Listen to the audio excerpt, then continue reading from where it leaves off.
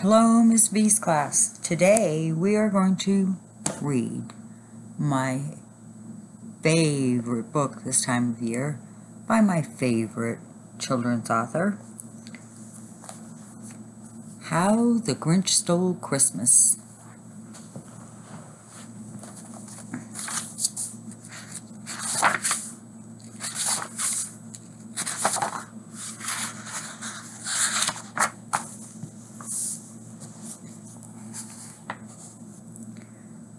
Every Who down in Whoville liked Christmas a lot.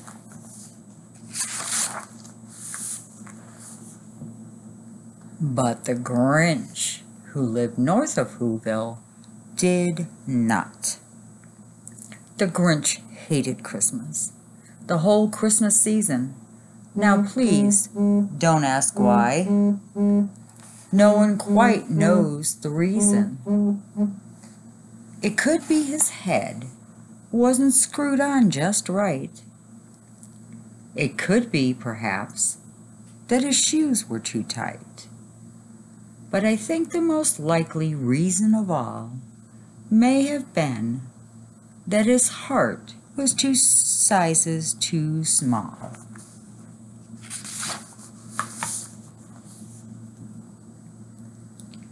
But whatever the reason, his heart or his shoes, he stood there on Christmas Eve, hating the Whos, staring down from his cave with a sour, grinchy frown at the warm lighted windows below in their town. For he knew every Who down in Whoville beneath was busy now hanging a mistletoe wreath. And they're hanging their stockings, he snarled with a sneer. Tomorrow is Christmas. It's practically here. Then he growled, with his grinchy fingers nervously drumming. I must find a way to stop Christmas from coming. For tomorrow, he knew, all the girls and boys would wake up bright and early. They'd rush for their toys. And then, oh, the noise. The noise, noise, noise, noise. That's one thing he hated. The noise, the noise, the noise, noise, noise.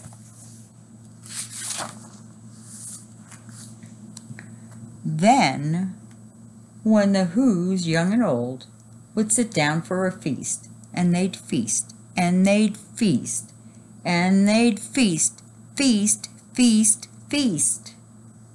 They would feast on Who pudding and rare Who roast beef, which was something the Grinch couldn't stand in the least. And then they'd do something he liked least of all.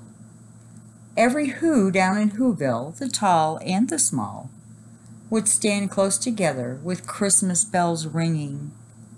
They'd stand hand in hand, and the Who would start singing.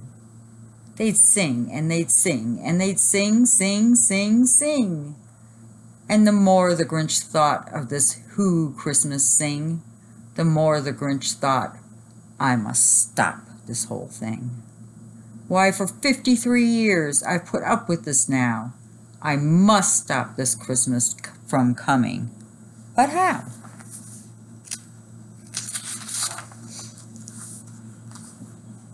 Then he got an idea. An awful idea. The Grinch got a wonderful, awful idea.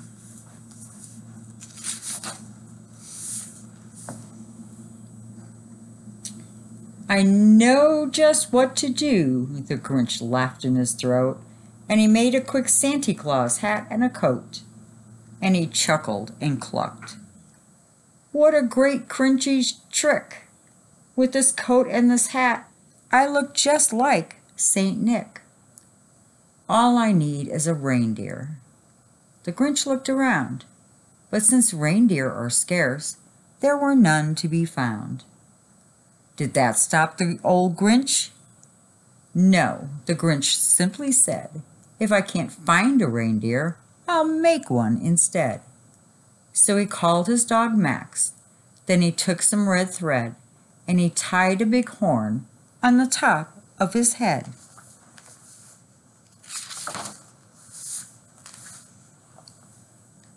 Then he loaded some bags and some old empty sacks on a ramshackle sleigh, and he hitched up old Max. Then the Grinch said, "Giddy up," and the sleigh started down towards the home where the Whos lay a snooze in their town.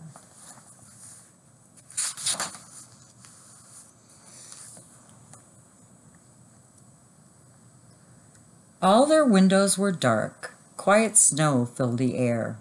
All the Whos were all dreaming sweet dreams without care.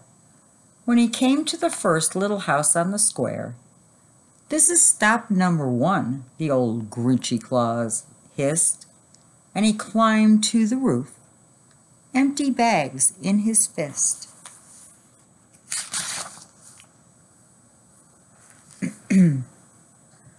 Then he slid down the chimney, a rather tight pinch.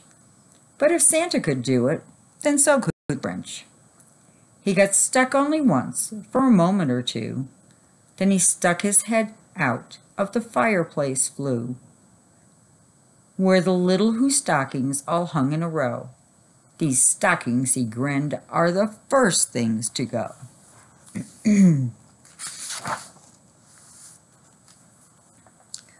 Then he slithered and slunk with a smile most unpleasant around the whole room, and he took every present: pop guns and bicycles, roller skates, drums, checkerboard, tricycles, popcorn, and plums, and he stuffed them in bags. Then the Grinch, very nimbly, stuffed all the bags, one by one, up the chimbley.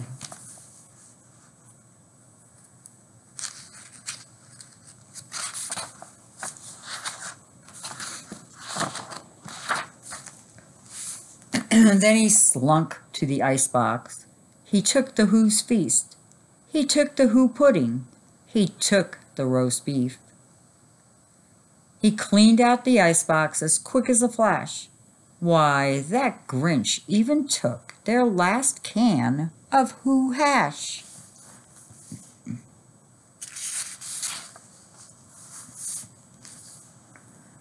Then he stuffed all the food up the chimney with glee. And now, grinned the Grinch, I'll stuff up the tree.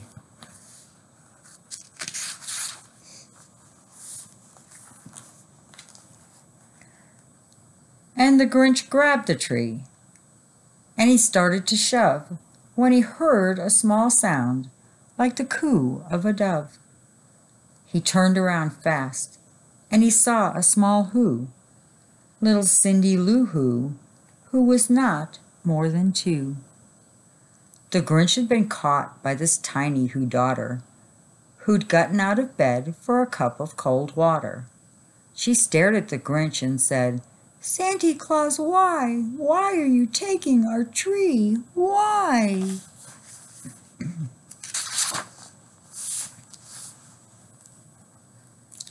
But you know, that old Grinch was so smart and so slick, he thought up a lie, and he thought it up quick. "Why, my sweet little tot," said the fake Santa Claus lied, "there's a light on this tree that won't light on one side. So I'm taking it home to my workshop, my dear. I'll fix it up there, and I'll bring it back here." His fib fooled the child. Then he patted her head, and he got her a drink and sent her to bed. When Cindy Lou Who went to bed with her cup, he went to the chimney and stuffed the tree up.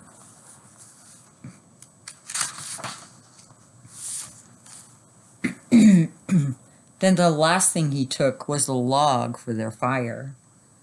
Then he went up the chimney, himself, the old liar. On their walls he left nothing but hooks and some wire, and one speck of food that he left in the house was a crumb that was even too small for a mouse.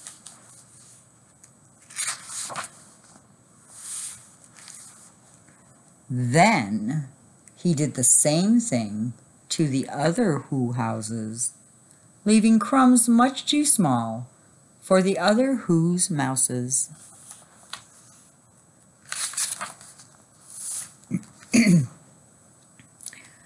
It was 1/4 dawn, all the Who's still abed, all the Who's still a snooze, when he packed up his sled. Packed it up with their presents, the ribbons and wrappings, the tags and the tinsel, the trimmings, the trappings.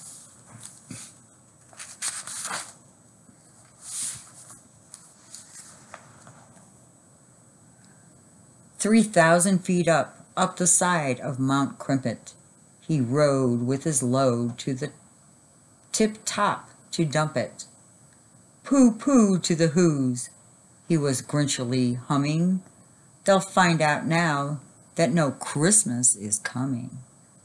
They're just waking up. I know just what they'll do. Their mouths will hang open for a moment or two. Then the Who's down in Whoville will all cry boo-hoo.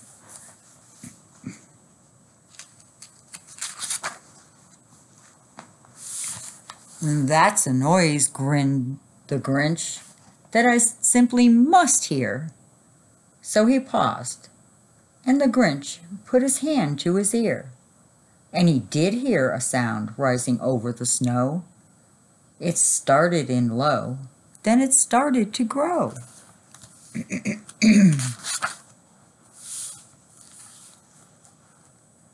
But the sound wasn't sad. Why, this sound sounded merry. It couldn't be so, but it was a merry berry. He stared down at Whoville. The Grinch popped his eyes. Then he shook. What he saw was a shocking surprise.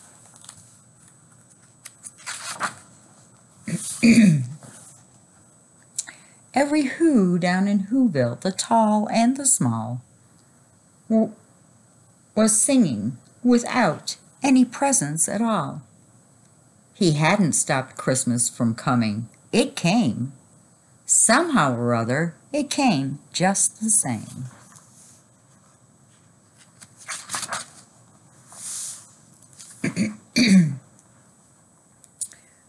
And the Grinch, with his Grinch feet ice cold in the snow, stood puzzling and puzzling. How could this be so? It came without ribbons. It came without tags. It came without packages, boxes, or bags. And he puzzled 3 hours till his puzzler was sore. Then the Grinch thought of something he hadn't before. Maybe Christmas, he thought, doesn't come from a store. Maybe Christmas perhaps means a little bit more.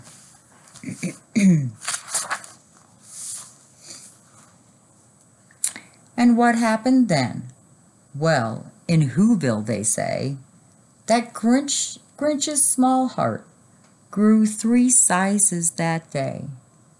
The minute his heart didn't feel quite so tight, he whizzed with his load through the bright morning light. He brought back the toys and the food for the feast. And he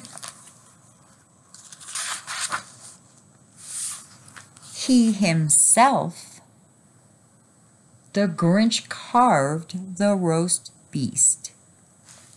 Hope you guys like this as much as I do.